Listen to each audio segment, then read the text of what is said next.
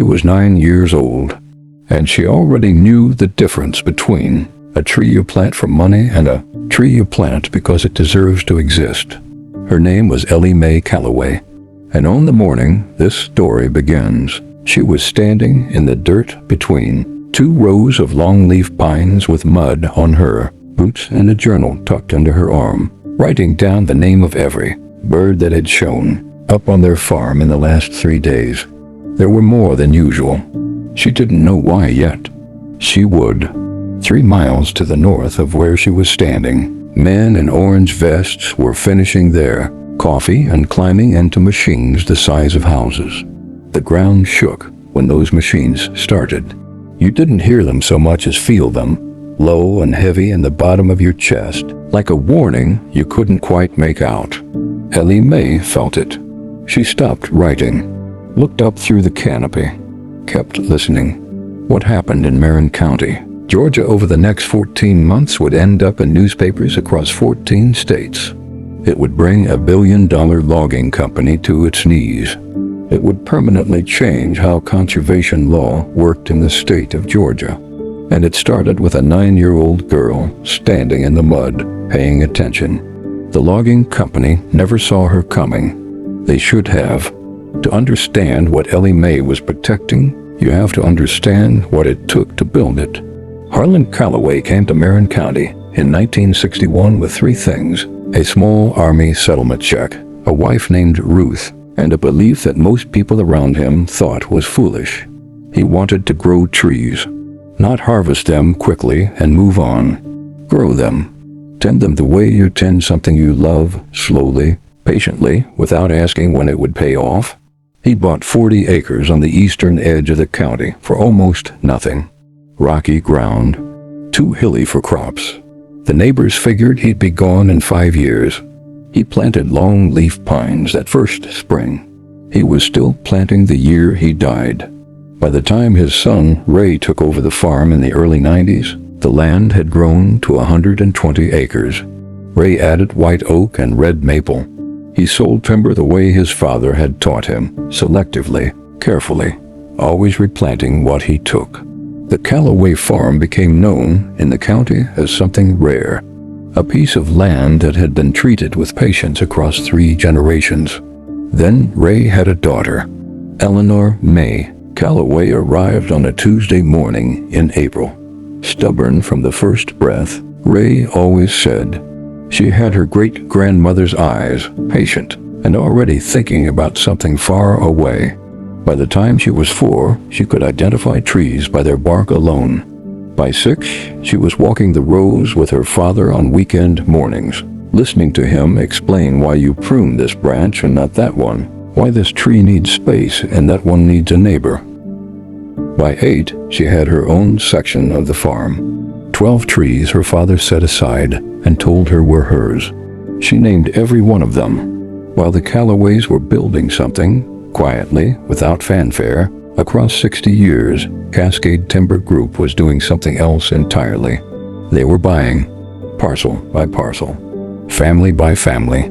Quietly, across a decade, they had assembled nearly 5,000 acres in Maren County.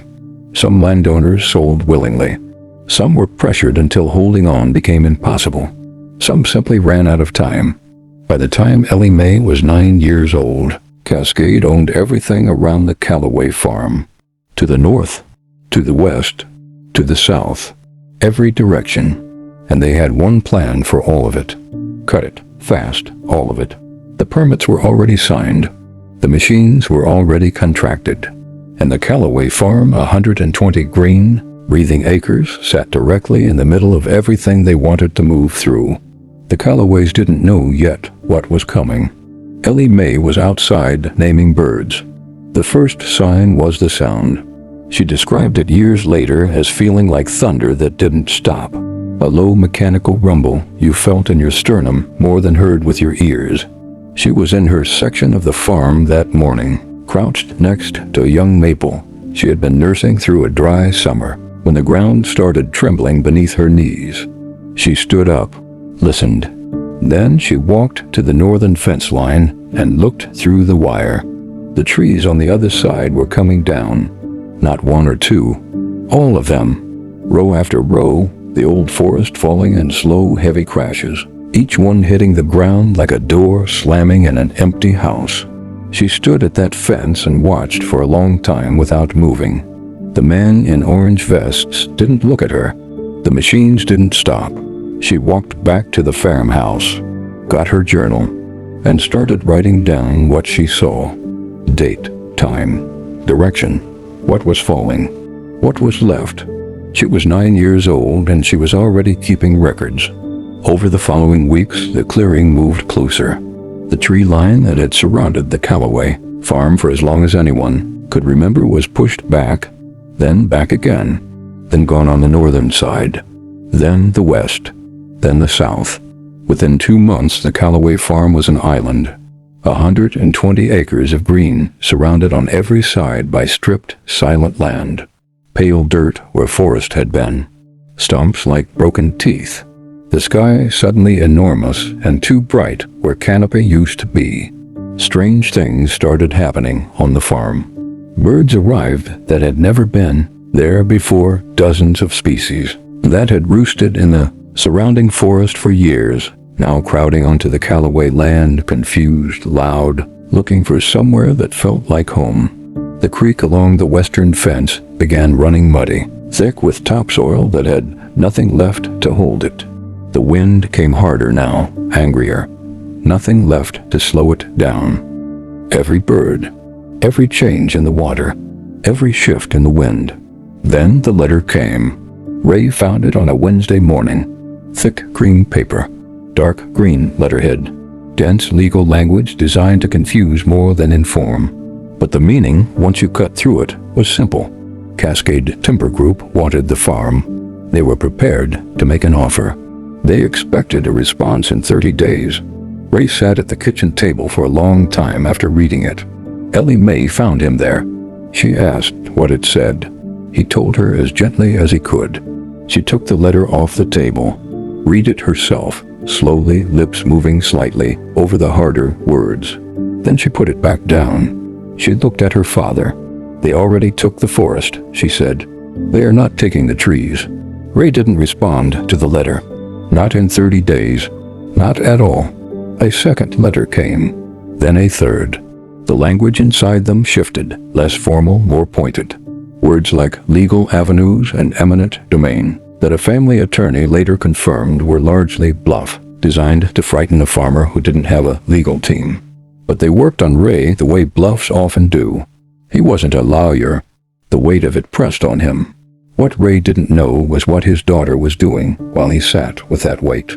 Ellie Mae had found the names of conservation organizations operating in Georgia.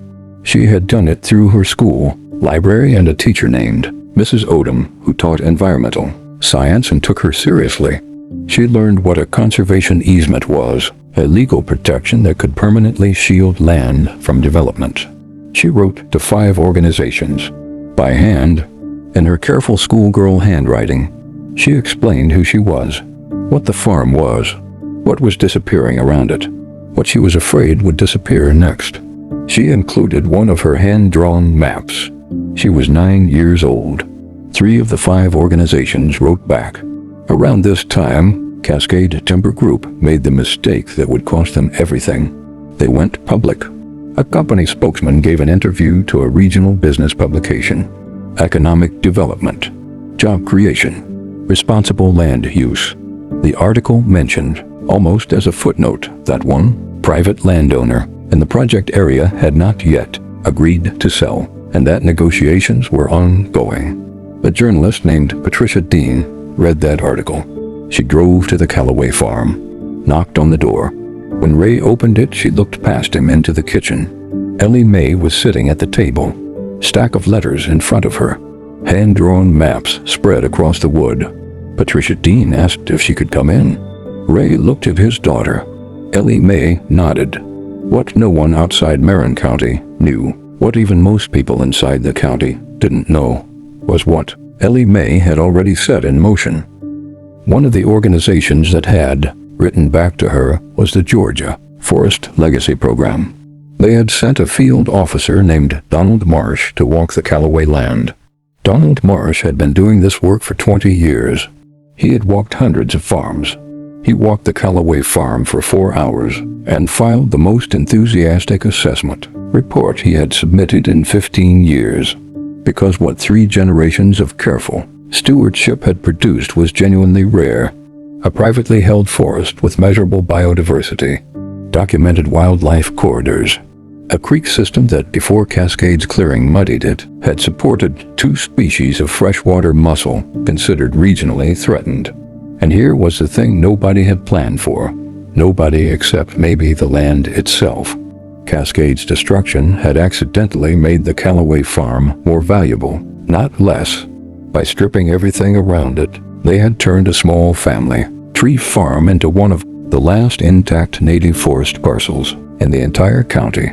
Its conservation value had gone through the roof. The surrounding devastation had made it irreplaceable. There was also the creek. An environmental attorney named Sandra C.O. had read Patricia Dean's article and reached out to the Calloways independently. She pulled the county land records, dug through the language of a 1987 state environmental protection order, and found something that Cascades' legal team had apparently missed or chosen to ignore. The creek running along the western edge of the Calloway property was a protected waterway. Cascades' clearing operations had demonstrably damaged it. The erosion, the sedimentation, the muddied water Ellie Mae had been documenting in her journal for months. All of it was evidence of a violation. Not a small one. Sandra CHU filed a formal complaint with the Georgia Environmental Protection Division on a Thursday morning. By Friday afternoon, Cascade Timber Group had received a notice of investigation. By Monday, they're operating. Permits for the sections adjacent to the protected waterway were under administrative review. The machines went quiet. Ray heard the silence from the porch that Monday morning and didn't understand it at first. He had grown so used to the sound. Its absence felt wrong, off. He stood there listening to birds, wind, the creek. Ellie Mae came and stood beside him. She already knew. Sandra C. Chu had called the night before. Ray looked at his daughter, this 9-year-old in muddy boots who had been quietly, methodically building a legal and conservation case around their farm for months, while he sat at the kitchen table trying to figure out how to hold on. He didn't say anything. He put his arm around her shoulders. She leaned into him and looked at the trees. The investigation lasted 8 months. Cascade Timber Group was found to have violated the protected waterway order in multiple documented instances. The financial penalties were heavy. Their ability to operate in that watershed, covering all the land immediately surrounding the Calloway farm, was permanently restricted. They could not come for the trees, not legally, not ever. And the Georgia Forest Legacy Program approved the conservation easement. The application that had started with a 9-year-old girl's handwritten letters, graph paper maps, schoolgirl handwriting, 5 envelopes dropped in a mailbox, became a permanent legal protection on the Calloway land. Even if it changed hands 100 times over the next 100 years, those trees could not be cleared, could not be developed, could not be stripped. They would stand as long as the land stood. Ellie Mae grew up, went to the University of Georgia, environmental science, came back to the farm every summer, walked the rows, checked on her trees, which weren't small anymore. At 23, she was asked to speak at a conservation conference in Atlanta.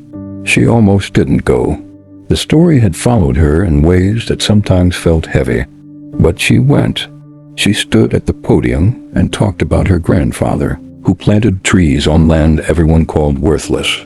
Her father, who tended what his father built without asking for recognition. The morning she found Ray at the kitchen table, the letter on the wood. What she felt reading it.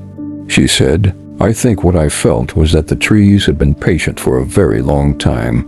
And I thought, someone has to be patient enough to protect them." She paused. I was 9. I didn't know enough to think it was impossible. That was probably the most useful thing about me. Cascade Timber Group restructured their southeastern operations within 2 years. The image that had circulated across 14 states, a 9-year-old girl's hand-drawn map, reprinted in newspaper after newspaper, had done damage their legal team couldn't undo.